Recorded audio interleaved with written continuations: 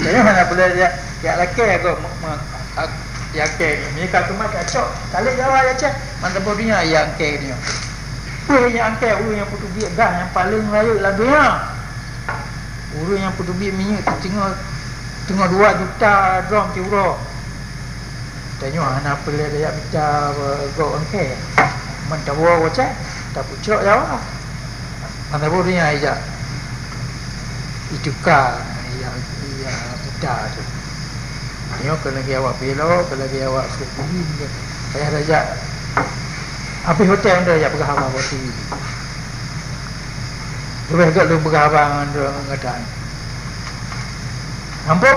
Mungkin dah tersorot, terpiro, punya lah jorot.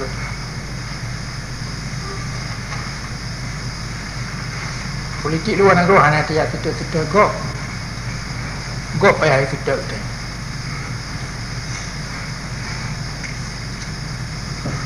Yang Mekah menuh hang kemah daripada merdeka. Yang ibu kita tengok dalam dia merdeka cukup boleh apa tu. Ada menghana bangai. Ini hak kemah dah sok lagi nak bohong kata dia.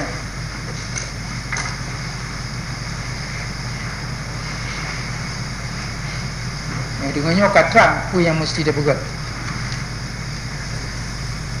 Jumlah elemen yang pernah menuh yang belum menuh.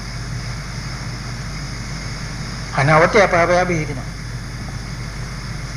Baca buku yang kamu tulis untuk. Yang kalau mandu menulis dalam buku. Yang penting-penting kalau menulis.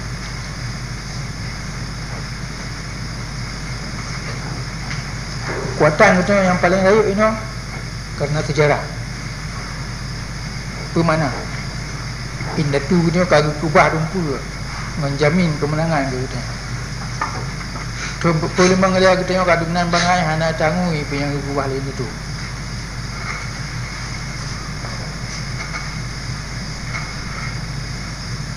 Maka apa yang ada bergerak tanya orang Gatu bahu kata raya tak tanggung jawab. Yang mana tegak badan pikiran hangkemai tak ulang tanggung jawab.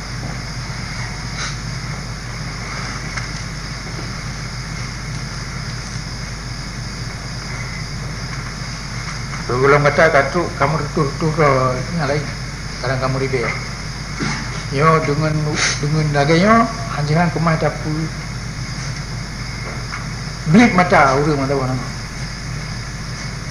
Urang yang paling bayar aku tengok nak aku Jawa rumah ibu ke urang Aceh tetap je himbat tetap tengok. Nah urang Aceh yang tem yang je pengikut Jawa, yang je kuli Jawa, yang je kesediaan Jawa, yang paling bayar aku tengok. Tinggal oleh Jawa ji pelumah badunya bahawa bangsa Aceh kai itu ji ke yang kita tengok. Bangsa Aceh hana kemu merdeka le kena kita Jawa. Kemah ipi bukti katanya. Selama diberi masa mantan Najib Ubun Aceh atau lain ahli Aceh ni. Dipoti-poti camat-camat. Yo je musuh ni yang paling rupa. Sebab awalnya ingin Jawa pelumah badunya kita tengok Aceh. Guru Aceh dia orang yang tertaji. Ya? Ya. Bila kebanyakan aku tengok pihak tangga awaknya pengkhianat mana? Dan urun nanggro begitu pula katanya. Jadi Nabi Allah tu yang jajuk nanggro pusat nanggro ke musuh. Ini orang yang paling baik.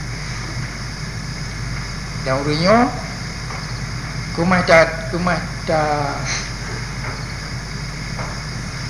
urang bayar je minyak kemah tak perlu urang apa.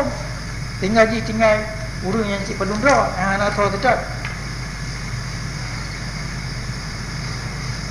Jadi dia tak apa yang payah tak perlu di dalam nanggro.